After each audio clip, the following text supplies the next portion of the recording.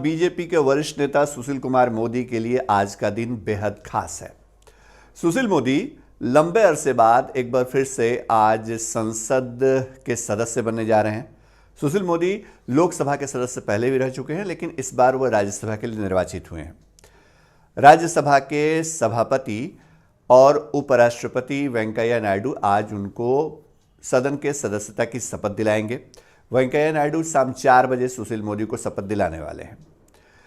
बिहार में विधानसभा चुनाव के बाद सुशील मोदी को बिहार की राजनीति से अलग करते हुए बीजेपी ने केंद्र की राजनीति में भेजा और इस बात की उम्मीद किसी को नहीं थी कि सुशील मोदी अगर बिहार में एक बार फिर से एनडीए की सरकार बनती है तो सुशील मोदी बिहार सरकार में शामिल नहीं होंगे या बिहार में डिप्टी सीएम नहीं बनेंगे।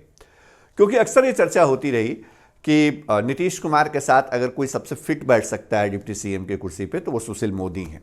लेकिन बीजेपी ने अपने फैसले से चौंकाया और जब फैसला हुआ था, विधानमंडल दल की बैठक जब मुख्यमंत्री आवास में चल रही थी और उस दौरान जब ये ऐलान हुआ कि सुशील मोदी की जगह तारकिशोर प्रसाद जो हैं, जो मौजूदा डिप्टी सीएम हैं, उनके साथ साथ एक और डिप्टी सीएम जो है रेणु देवी, वो बनाई जाएंगी, तो किसी को यकीन नहीं हुआ था। खुद नीतीश कुमार भी शायद इस फैसले से जब उनको अवगत कराया गया होगा तो वो कंफर्टेबल नहीं रहे होंगे, क्योंकि सुशील मोदी के केंद्र में जाने का मलाल उनको रहा। और यह जब सवाल उनसे किया गया था तो उन्होंने ये भी कहा था कि इस फैसले की बाबत अगर पूछना है तो बीजेपी से पूछिए, भारतीय जनता पार्टी का यह अंदरूनी मामला है।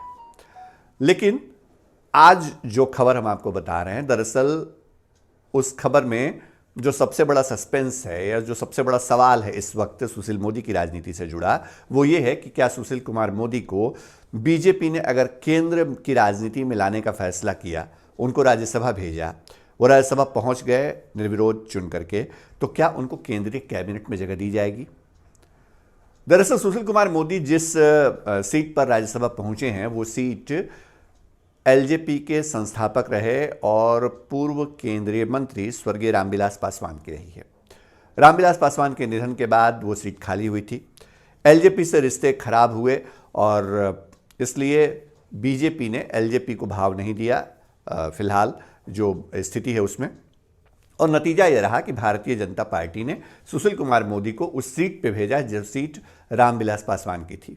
लेकिन रामविलास पासवान केंद्र में मंत्री थे, तो क्या सुशील मोदी भी केंद्र में मंत्री बनेंगे? हम ऐसा इसलिए पूछ रहे हैं, यह सवाल हमारे जहन में इसलिए आ रहा है क्योंकि बिहार से एक केंद्रीय मंत्री भी कम हो गया रामविलास पासवान के निधन के बाद। तो क्या उसकी भरपाई केंद्रीय कैबिनेट में होने वाली है? ये तमाम ऐसे सवाल हैं जिन सवालों का जवाब जो है वो अभी फिलहाल कोई नहीं दे सकता। लेकिन अगर सुशील मोदी केंद्र की राजनीति में जाने के बाद केंद्रीय कैबिनेट में, मोदी कैबिनेट में जगह पाने में कामयाब रहते हैं तो समझिए उनका कद और बड़ा होगा। उम्मीदें बहुत हैं और खासतौर पे जो सुशील कुमार मोदी के जो करीबी नेता हैं उनका मानना है कि अगर भारतीय जनता पार्टी उनको लेके गई है, नेतृत्व अगर उनको लेके गया है केंद्र की राजनीति में, तो इसका मकसद कहीं ना कहीं बड़ा है। बीजेपी बिहार में नए प्रयोग के साथ अपने संगठन को मजबूत करने में लगी हुई है। बीजेपी का पूरा फोकस इस बात पर है कि अगर 2015 से 2020 के बीच उसने अपनी सीटों को बढ़ाया है तो आगे विधानसभा चुनाव या लोकसभा चुनाव जब बिहार में हो तो वो अपने बूते और बेहतर परफॉर्म कर सके। फिलहाल बीजेपी का ध्यान भले ही बंगाल पे टिका हो, लेकिन सुशील कुमार मोदी को अगर बंगाल चुनाव के बाद केंद्रीय कैबिनेट में जगह मिल जाए तो बहुत आश्चर्य नहीं करना चाहिए।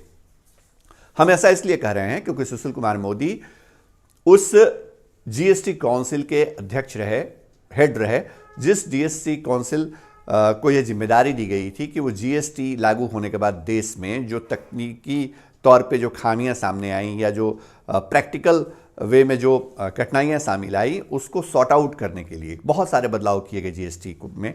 और इसके लिए जो सभी स्टेट्स के फाइनेंस मिनिस्टर्स की एक कमेटी बनी थी उसको सुशील कुमार मोदी ने लीड किया।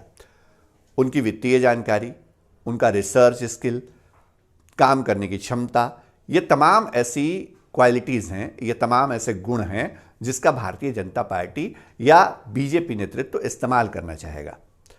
लेकिन एक बात जरूर है, सुशील कुमार मोदी बिहार की राजनीति से खुद को अलग नहीं कर सकते हैं। ये बात उन्होंने खुद कही है।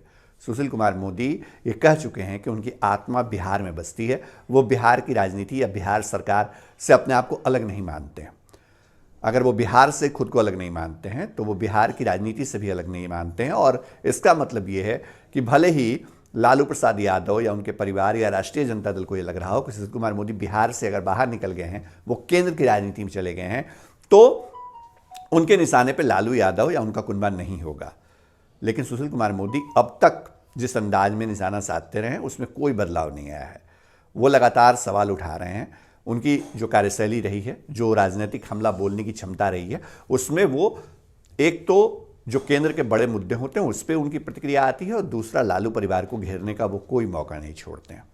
तो ये मौका या सिलसिला वो आगे भी जारी रखेंगे, ऐसा लग रहा है देखने से।